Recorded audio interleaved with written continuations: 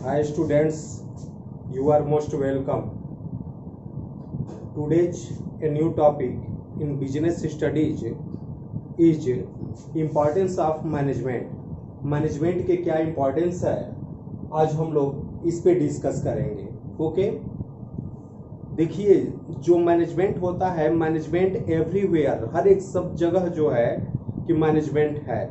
आपके घर में भी मैनेजमेंट होता है, इस देश में भी मैनेजमेंट है, आपके स्कूल में भी मैनेजमेंट है, किसी अगर हॉस्पिटल्स को देख लिया जाए तो उसमें मैनेजमेंट है. हर एक जगह मैनेजमेंट शामिल है और मैनेजमेंट का बिजनेस स्टडीज में वेरी इंपॉर्टेंट रोल है, बहुत ही इंपॉर्टेंट है रोल है. इस तरीके से हम अगर बिजनेस मैनेजमेंट के बारे में देखें तो ये आपके ये टोटल हम लोगों ने अपने सुविधा के लिए स्टडी के व्यू से 5 पार्ट में इसको डिवाइड किया है. Okay, a business organisation attains top position only because of the quality of management. Successful organisation do not achieve their goals by chance but by following deliberate process called management. It helps in achieving group goals. The major importance of management are as follows. ठीक है, ये जो है कि हमारे कुछ management के importance है और इस इम्पोर्टेंस को हम लोग देखें तो इसमें इम्पोर्टेंस ऑफ मैनेजमेंट में जो आपका पहला पॉइंट है, helps in achieving group goal. Means management हमारे जितने ग्रुप होता है, जो समूह होता है, ग्रुप होता है, तो समूह में मिलजुल करके किसी भी गोल को, ऑब्जेक्ट को, लक्ष्य को प्राप्त करने के लिए आपस में एक दूसरे हेल्प करते हैं. क्लियर? जैसे सपोज दैट कि क्रिकेट टीम है तो क्रिकेट टीम का भी एक मैनेजमेंट होता है. उसमें मैनेजमेंट कमेटी में कौन कौन से लोग शामिल होंगे, जब प्लेयर का सिलेक्शन होगा तो 2020 के लिए कौन से प्लेयर सही हैं, वनडे के लिए कौन से हैं, टेस्ट के लिए कौन से हैं, या कोई अगर वर्ल्ड कप में टीम जाती है तो उसका सिलेक्शन किया जाता है, तो ये मैनेजमेंट के द्वारा किया जाता है. तो जब मैनेजमेंट जब ये कोई भी काम को करता है तो बाद में वो एक टीम अपने डिसाइड कर देती है कि 15 मेंबर, 16 मेंबर, 12 मेंबर, 13 मेंबर या टॉप 11 मेंबर्स ये रहेंगे. इस तरीके से वो अपने वर्क को करती है, काम को करती है. जब टीम जब ग्राउंड पे उतरती है तो उसका मेन एक ऑब्जेक्ट होता है, मैच को जीतना. क्लियर? मैच को जीतना.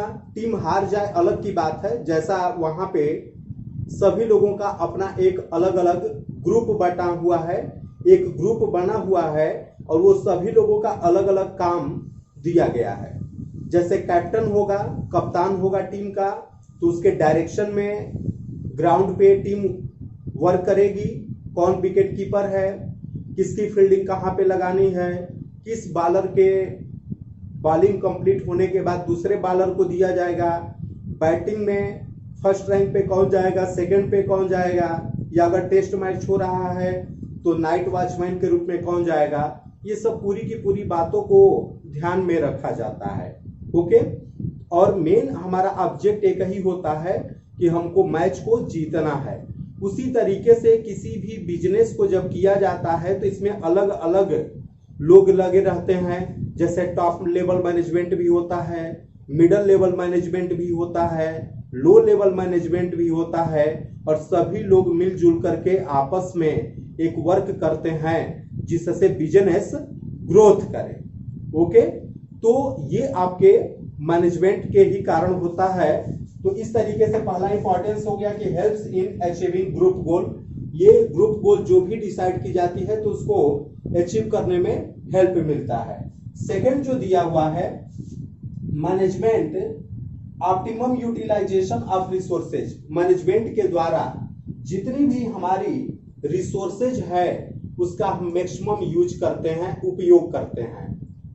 जैसे हमारे अगर देखा जाए कि जो सूर्य सन है, तो सन की लाइट जब हमारे पास आती है, जमीन पे आती है, तो उस जमीन पर आने के लिए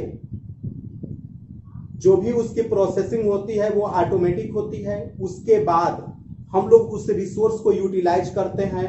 कुछ लोग सोलर लैंप लगवा लेते हैं, कुछ लोग सोलर पैनल से अपने लाइट को भी यूज करते हैं। आजकल इलेक्ट्रिकल इक्विपमेंट्स भी चल रहा है। तो इसी तरीके से बिजनेस मैनेजमेंट के द्वारा हमारे जितने भी बिजनेस में एक्टिविटीज होती है, जो हमारे बिजनेस में या एटमॉस्फेयर में या कंट्री में या वर्ल्ड में जो हमारे रिसोर्सेज है उसका हम लोग सही से यूटिलाइज करते हैं। ओके, नेक्स्ट पॉइंट देखा जाए, ये मैनेजमेंट क्रिएट्स डायनामिक ऑर्गेनाइजेशंस। जो मैनेजमेंट होता है वो एक गतिशील डायनामिक ऑर्गेनाइजेशन को क्रिएट करता है। जिस ऑर्गेनाइजेशंस का, जिस बिजनेस में मैनेजमेंट बहुत स्ट्रिक्ट होता है, जरूरत पड़ने पर लिबरल भी हो सकता है और अच्छी पॉलिसी क्रिएशन करता है, तो वो मैनेजमेंट आगे की तरफ उस बिजनेस को लेकर के चला जाता है, मींस बिजनेस ग्रोथ करता है। क्लियर? तो ये डायनामिक ऑर्गेनाइजेशन के रूप में इसका इंपॉर्टेंस है। Next, helps in achieving personal objectives. ये मैनेजमेंट के द्वारा जितने भी पर्सनल ऑब्जेक्टिव्स होते हैं उसको हेल्प मिलता है अचीव करने के लिए। जैसे हम लोगों का कोई भी पर्सनल ऑब्जेक्टिव रहेगा, तो अगर सिस्टमेटिक सही रूप से अगर वर्क कर रहा है, काम को कर रहा है, तो ये भी मैनेजमेंट आपको हेल्प करता है। जैसे सपोज दैट कि आपको यूपी बोर्ड के एग्जामिनेशंस में या सीबीएसई बोर्ड के एग्जामिनेशन में या आईसीएसई बोर्ड के एग्जामिनेशंस में 95 प्लस मार्क्स चाहिए, तो उसमें भी मैनेजमेंट का रोल रहता है कि टीचर बच्चे को अच्छी तरीके से पढ़ाता है, बार बार रिवीजन कराता है, रिपीट कराता है, बच्चे भी उस टॉपिक को 100% तैयार कर लेते हैं।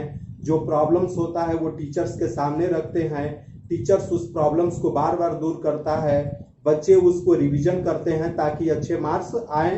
उनका हैंडराइटिंग देखा जाता है, उनकी स्पेलिंग देखी जाती है, उसमें टोटल पंक्चुएशंस देखे जाते हैं कि सही है कि क्या है या कहाँ पे करेक्शन करना है। तो ये सब पूरी की पूरी चीजें से हम लोग अपने जो पर्सनल ऑब्जेक्टिव होगा, आपका जो पर्सनल ऑब्जेक्टिव होगा कि 95 प्लस आपको मार्क्स पाने हैं, तो वो आपकी ऑब्जेक्टिव फुलफिल हो जाएगा। नेक्स्ट, ये आपका helps in achieving personal objective complete हो गया। Helps in development of society. Management के द्वारा ही हमारे जितनी भी सोसाइटी में वर्क चलता है, काम चलता है, उसका बहुत ही तेज गति से डेवलपमेंट होता है, विकास होता है। जैसे मैनेजमेंट पॉलिसी एक जगह सेंट्रल टीम के द्वारा तैयार की जाएगी और उस सेंट्रल टीम के द्वारा जो गाइडलाइंस जारी की जाएगी, वो गाइडलाइंस सबको फुलफिल करना होता है, उसको कंप्लीट करना होता है और उसी के बिहाफ पे हमको अपने वर्क को करना होता है। क्लियर? तो इस तरीके से ये हमारे जितने भी सोसाइटी का जो डेवलपमेंट होता है वो बिजनेस मैनेजमेंट का ही इंपॉर्टेंस है। ओके, ताकि हमारा बिजनेस बहुत ज्यादा ये ग्रोथ करे। तो इस तरीके से हम लोगों ने ये देखा कि ये मैनेजमेंट हमारे डेवलपमेंट ऑफ सोसाइटी हो, या आपका हेल्प्स इन अचीविंग ग्रुप गोल हो, या ऑप्टिमम यूटिलाइजेशन रिसोर्सेज हो, या क्रिएट्स डायनामिक ऑर्गेनाइजेशन हो, या helps in achieving personal objectives हो। इस तरीके से हमारा ये मैनेजमेंट वर्क करता है। आप चाहें तो इसको पहला आप इंपॉर्टेंस मान लीजिए, आप इसको दूसरा मान लीजिए, इसको आप थर्ड मान लीजिए, that's your fourth and last fifth. Okay, इस तरीके से हमारे ये टोटल इंपॉर्टेंस ऑफ मैनेजमेंट दिए गए हैं। इस टॉपिक को हम लोगों ने देख लिया। आप लोग प्लीज इसको एक बार जरूर रिपीट करेंगे। और आपको अगर बोर्ड एग्जामिनेशंस में बहुत अच्छे मार्क्स पाने हैं या आपको डिटेल्स आपको लिखने हैं, तो पहली बात कि आपको ये जितने भी पॉइंट्स हैं, जैसे इंपॉर्टेंस ऑफ मैनेजमेंट आपका मेन ये पॉइंट है। इंपॉर्टेंस ऑफ मैनेजमेंट में पहला helps in achieving group goals, means management helps in achieving group goals. Clear? Second, management optimum utilisation resources.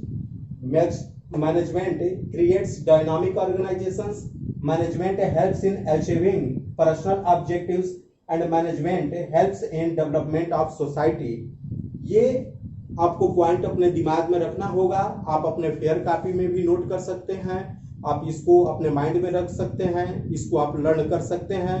और जब ये हेडिंग्स जब आपके तैयार हो जाएंगे तो इससे रिलेटेड जो भी पॉइंट टॉपिक होगा 2-4 लाइन तो आप बना करके लिख ही सकते हैं जिसके बारे में आपको बताया गया है।